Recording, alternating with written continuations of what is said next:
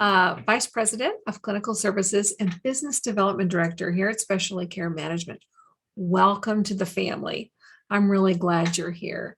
This program is provided to you at no cost through your employer and really this program really seeks to find folks who either have kidney disease or might have a risk for kidney disease and help them mitigate or reverse that risk where possible, and hopefully delay or prevent the need for dialysis altogether.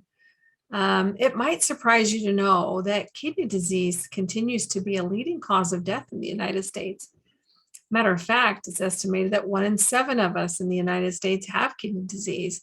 And most of us, 90% of folks, even those with very low kidney function, are completely unaware that they have any issues at all with their kidneys.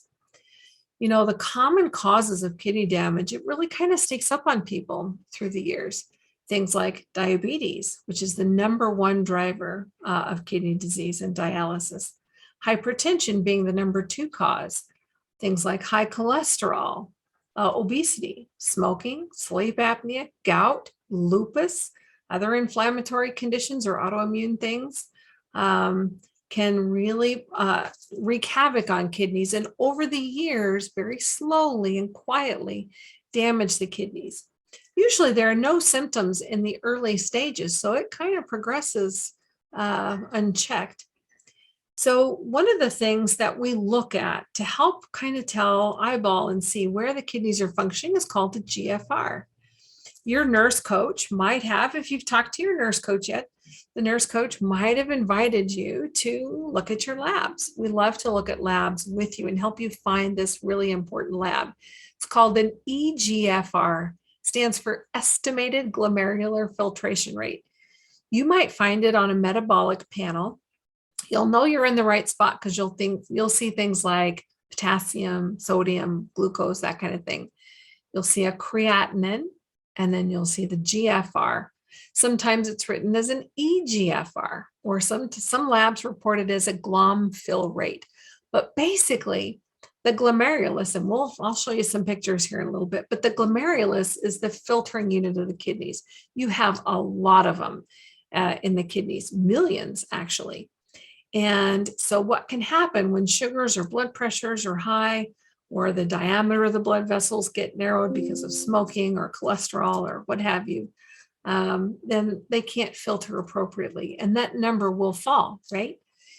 I think about the glomerulus like it's a little ball of capillaries, kind of like, if you imagine, have you ever had like a water filter, a little Brita filter on your kitchen counter? When that filter is new, it filters really fast, right? But as that filter gets old or damaged, imagine if your kids came over, your grandkids came over and poured pond water down there, right? It's going to take a little while longer for that to fill. It's the same kind of process in the kidneys. As our filters get old, they naturally slow down a little bit. But as they're damaged, sometimes they slow down markedly. And sometimes you might see some of that dirt and sediment get through your water, right? The same kind of thing can happen in the kidneys. So let's talk about the GFR. I'm going to go ahead and share a screen. If you're like me, I like to see pictures. Okay. So we talked about how 1 in 7 of us in the US are estimated to have kidney disease. If you have a condition like diabetes, high blood pressure, high cholesterol, chances are that 1 in 3 of you will have kidney disease. And again, 90% of folks are completely unaware. So we talk about the GFR. Typically, there are no symptoms. We call this uremia. Uremia symptoms or uremic symptoms typically don't start showing up until the kidney function gets down in here in the very low stages. So this is a graph published by the National Kidney Foundation talking about the eGFR. This stands for estimated glomerular filtration rate. So basically, this is a lab that tells us how fast your kidneys are filtering. It's an estimate because it's derived from the creatinine. Do you remember we talked about on that lab? You'll see the creatinine, then you'll see the GFR. Creatinine is a byproduct of muscle metabolism, and it passes through the kidneys largely unchanged. So that's why we use it in developing the estimate for the glomerular filtration rate. And typically, healthy kidneys function above 90. Do you remember back in school? Do you remember how a 90% was an A? Well, it's kind of the same scale here. 90% is normal. It's a great grade. Once you drop under 60, you're not failing, but you might want to get a tutor, right? Same kind of scale. So the trick is that oftentimes, as we talked about, our kidneys generally, if you look down here, this chart down here talks about age and then the average GFR. As we get older, it naturally slows down a little bit, right? For normal, healthy kidneys. So what happens is sometimes we start off and maybe you're 113, and then maybe the next year you're 100, and the next year you're 96, and the next year you're 82, and then you're 78, then you're 63, and there's no alarms that usually go off until that GFR drops under 60, okay? So that can be a problem. If there's no alarms that drop off here, usually what happens, you've had this steady decline. If you don't know to watch your GFR, you won't have recognized that, hey, there's a 30-some point drop in there. When you know how to watch this lab, this is really significant. And this is why we want to help you review your lab so that next time you go in to see the doctor, if you've been watching them over the last few sets of labs and you see that there's a steady decline, instead of waiting till you're down in here, right? You're going to be able to say, hey, I've been watching my GFR and I notice this has been steadily dropping. Do I need to be worried about that? And then why or why not? It's a really important question. Sometimes it's kind of like, if I take my car into the mechanic, when I don't know anything about my car, I smile and nod and pay the bill and know absolutely nothing. But if I know a little bit about my car, I can ask really great questions. I can learn how to extend the life of my engine. Or in today's economy, getting better gas mileage is really important. Knowing what questions to ask can really help empower you to kind of turn things around if you're going in the wrong direction. Again, most people don't have any problems with these symptoms that we talk about over here until you're down in the very late stages on the way to failure. Here in even early kidney disease, oftentimes people don't have any issues, any symptoms. So the normal GFR is above 90. What this means is when you're above 90, now keep in mind, we're going to talk about a little nuance here in a minute for those of you that might have high blood pressure or diabetes. But generally, what happens if you look at your GFR and you're somewhere between 90 and 60, that doesn't necessarily mean that you have kidney disease. Sometimes, like I said, the filtration rate can drop when you get older. Sometimes if you're a little dehydrated. Cute. Are you drinking your water? Sometimes you can be dehydrated, or if you're a muscly kind of person and you lift weights or you're a marathon runner, remember that this number is derived from the creatinine. So where there's a lot of muscle use, sometimes we'll see a drop that doesn't necessarily indicate kidney disease. Still needs to be looked at, but it doesn't necessarily mean there's a problem. So what that means is if you're somewhere between 90 and 60, what that means is if you have a diagnosis of kidney disease, you're in stage 1 or 2. If you don't have a diagnosis of kidney disease, that's great. Watch that number, and you're going to want to ask your doctor if you're noticing a drop. Ask if that's dropping. Here's why this is significant. This maybe make a little more sense. Here's someone at stage 1 kidney disease. What this means is that they might have some damage to the kidneys, and we can tell that. Do you remember we talked about the Brita water filter, the little filter on our kitchen sink? Or coffee filter. Let's say if you're making coffee and you have some big holes in your filter, some of those coffee grinds are going to get through, right? And the same kind of process can happen in the kidneys. So we can tell that the filters in the kidneys are damaged when they're letting things through that shouldn't be getting through, like protein or blood. Those kinds of things should not be passing through. Protein in particular should not be able to pass through the filters in the kidneys. So here in stage 1 or 2, we know that there's some damage to the kidneys, but there's still adequate kidney function, meaning the kidneys are able to remove toxins. Your kidneys do so much work. We're going to talk about that in a little bit. But here what happens is that as we drop under 60, okay, you'll see here, once you drop under 60, this is early kidney disease. Between 59 and 45, what this means is here you have mild to moderate kidney damage. Somewhere between 45 and 59% of your kidneys function, right? Here in stage 3B, you have somewhere between 44 and 30% of your kidneys function. Now, people in early kidney disease, even stage 3A, this is a fantastic time to really, and we're going to talk about some strategies. Oftentimes we can put measures in place. We can change our lifestyle, our risk factors, work on the things that are causing the damage to the kidneys, and it may never, ever progress. People here usually don't have any symptoms. Now, overall, what you've noticed is that our healthcare costs go up every time our kidney disease advances in stage, whether we have a diagnosis or not. I don't know about you, but when I retire, this is not where I want my retirement money to go, right? So this is really significant. So you can see here that as we progress into kidney disease and we get down into stage 4, we have very little kidney function. This is why here usually people do fine. They don't feel bad up till they hit around stage 4, and that's when you're going to start seeing some of these symptoms.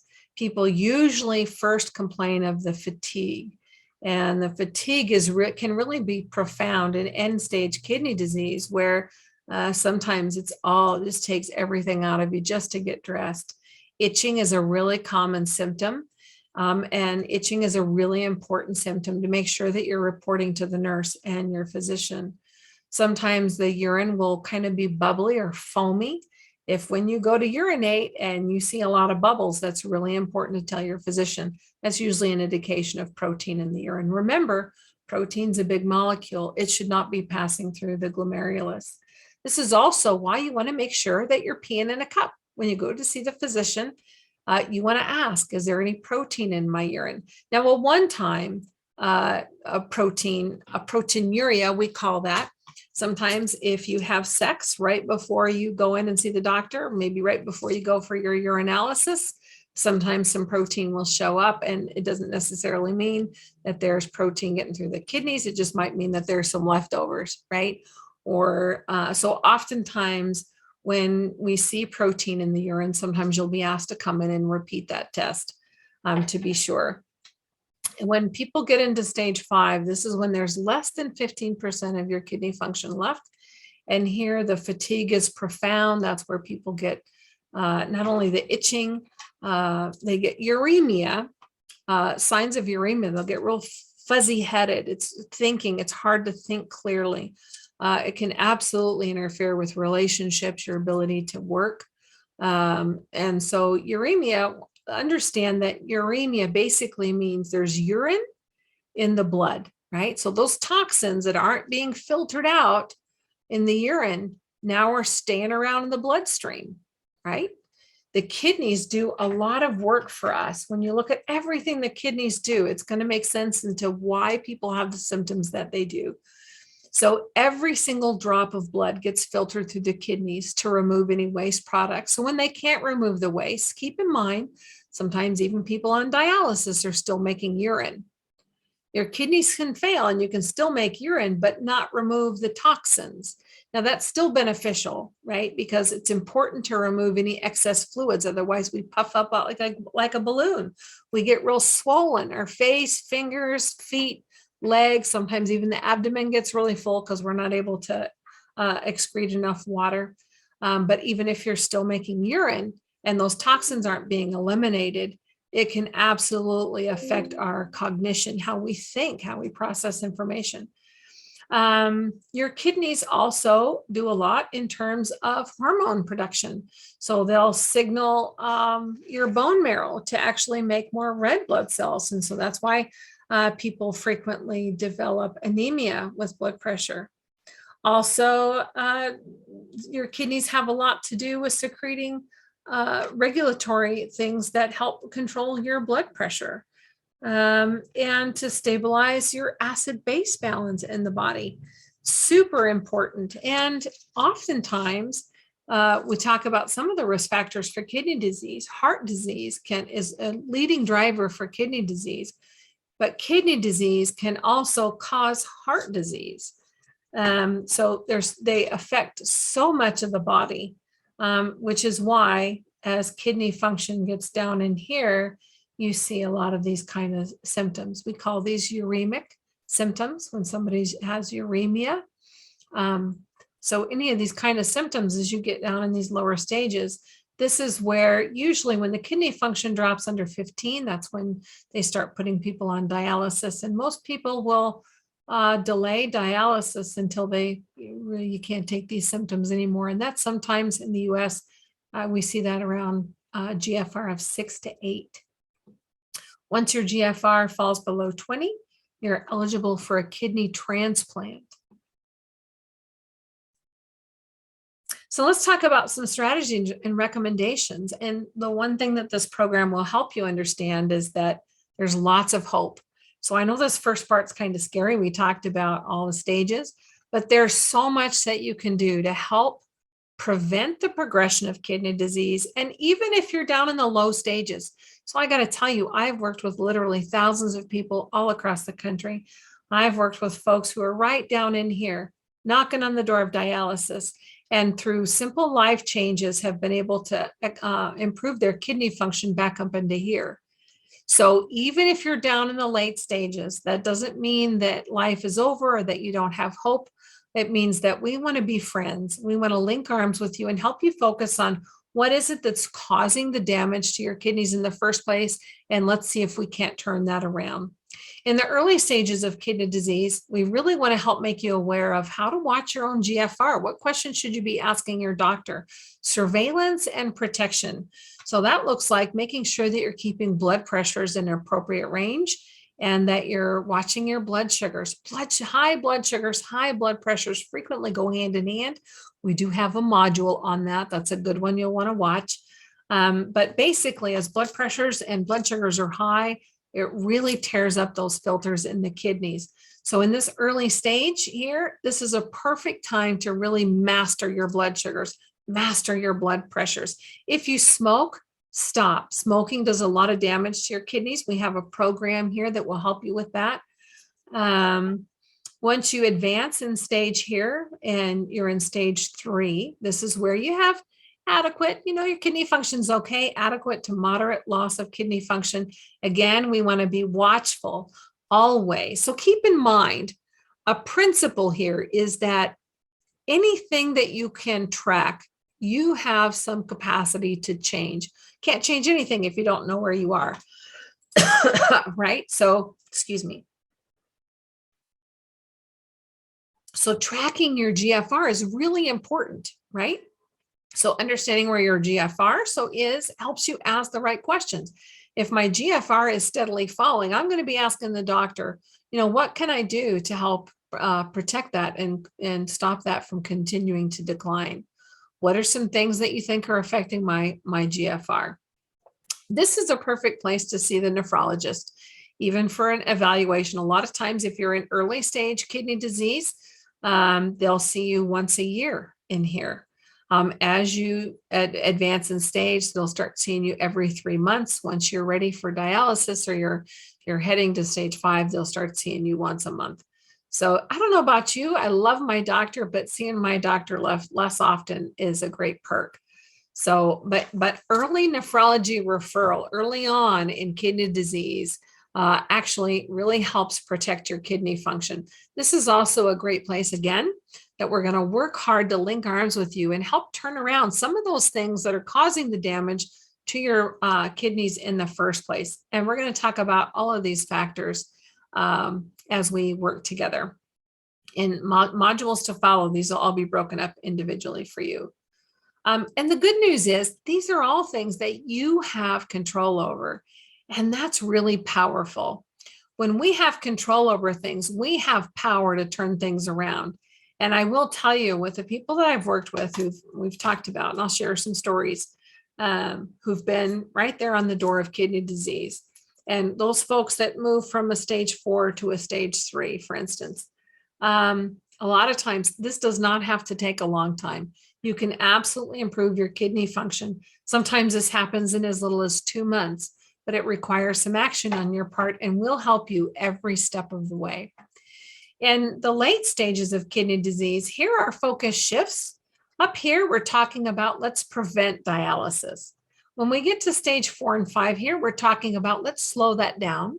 Sometimes we can absolutely, even here, like I said, we can absolutely reverse this. You have the power oftentimes to be able to reverse this. If you can't, then the goal is going to be to preserve kidney function and slow that down. That helps you a lot. It helps you feel better longer. Maybe it helps you buy some time for a transplant. When your kidneys fail, you either replace their function with a transplant or dialysis, or you die. So there are basically three choices for someone when they get to end stage kidney disease. These are big decisions. So slowing this down so you have time to decide what you want your life to look like, what you want dialysis or transplant, or not choosing to replace your kidney functions, what does that look like for you? So this is really important. This is where you're going to see some changes made for your diet. Oftentimes, this is where they'll restrict your fluid intake because it's harder for your kidneys to get rid of excess water. So fluid restrictions here look like, less than 3 cups a day that you can drink. Up in here, you want to drink a lot. Remember, in early kidney disease, do you remember if we talked about that Brita water filter on my kitchen counter? Have your kids ever drained that dry and not filled it up? Right? Then you have to reprime the filter. Doesn't work so well. Or a gas filter, right? When you run out of gas, you got to reprime your fuel system because it doesn't work so well. It's the same process here. So up in here, if we're not drinking adequate fluid, sometimes that can absolutely affect our GFR, our kidney filtration rate. So drinking a lot up here is great. Once you lose a lot of your kidney function, then they'll put limits on that. One of the things that we have for you, you'll receive on the portal here is a My Health information. It looks a little blurry. I apologize about that. But what you'll notice here, this is a fantastic place. You know how we talked about tracking. Anything you want to improve, you absolutely can if you can track it. It's hard to improve anything if you can't track it. So this is a great place for you to keep record of your medications, a great place to track what your blood pressures are doing and your blood sugars. Here you can track your meals or your blood sugars before and after meals and what your blood pressures are. There's even a place down here to track what are some goals that you have, some basic labs to watch for. I'm sorry, you can hardly read that. Mainly your GFR, your hemoglobin for anemia. We also have in here labs like phosphorus, potassium and calcium. These are especially important as kidney disease advances. Keeping track of blood pressures, your cholesterol is really important, and your A1C. A1C is a really important measure, but remember, it's a rear view mirror kind of look of what your blood sugars have been like over the last 3 months. The major power, if you want to turn that around, is going to be to track it on a daily basis. So just to introduce you to some of the helps that we have for you here on the platform, this Get Healthy or healthy.com for you. This is a free app. You can get it in your Play Store, Google Play Store, or Android, your Apple Store. It's a free app where you can connect with your nurse coach for a secure chat function where you can text back and forth with your nurse coach in between sessions. Your nurse coach will reach out to you by phone, or if and when that's desired, we can do video chat with you in a secured fashion. And you have access to these modules here. And through these modules, we'll walk you through the basics of what you can do to really help protect your kidney function and turn things around. This is another example of what this app looks like. Also, some fantastic resources. You might get some resources from us. They come from One of my favorite resources here is the Kidney School. Kidneyschool.org has learning modules that will go through all you need to know about kidney disease. You can listen to the material on an audiobook. There's even some fantastic other resources that you can access through here. I'm going to skip around here. Another resource, if kidney function progresses and you need dialysis, there's a fantastic tool for the same company. And these are all free resources for you. MyDialysisChoice.org is a fantastic tool to help you figure out if you needed to replace your kidney function, what do you want that to look like? And again, there's lots of options. If kidney disease does progress and you do need to replace your kidney function, there's some, you do have a lot of choices within the 3 basic choices. Transplant, sometimes you have people who want to donate a kidney for you. Even if you have a family member, a friend, a church member, I've even heard coworkers sometimes will donate kidneys. And it's important to know that if someone wants to offer a kidney, even if they're not a match for you, there's a program called paired donation, which means that, say, for instance, if I wanted to donate a kidney to my brother and my kidney wasn't a good match for him, I still want to give him my kidney. That means that basically he can use my kidney and swap with somebody else who has a kidney that's not a match for their loved one, but might be a match for my brother. We can do that swap. That's called a paired donation. The nice thing about a living donation or a paired donation, which is a living donation, is that it dramatically speeds up your time on the wait list. You can also choose to do peritoneal dialysis. Peritoneal dialysis is great for people who are busy on the go. This simply involves a catheter in the abdomen and basically instilling some fluid called dialysate, which will instill into the abdomen. And this uses the peritoneum, which is a membrane that lines the abdomen, as a filter. And then this is called a fill. And a dwell means the time that it stays in the abdomen. And then the drain is when the wastes are drained out. And usually people will do this here. You see this person doing this. You have 2 people here doing peritoneal dialysis by gravity. And they do this several times a day. Some people do it at night. Here you see someone who's on, this would be a machine that does this for you at night while you sleep. Other people choose to do hemodialysis. Hemodialysis, you can do this at home as well. Here you see there's a couple of guys here doing hemodialysis at home, or you can do this in a center. Some people don't want to poke themselves. This hemodialysis involves needles. You have to be able to access either an access that's placed in your arm where they join an artery and a vein together, or sometimes they'll place a graft so that you can access the bloodstream to drain to filter the wastes. But you'd have lots and lots of choices on what you want your life to look like. And again, the goal of the program is to help you so that you don't need dialysis. Maximizing your kidney function is really beneficial. And that's what we've been specializing in for more than 20 years now.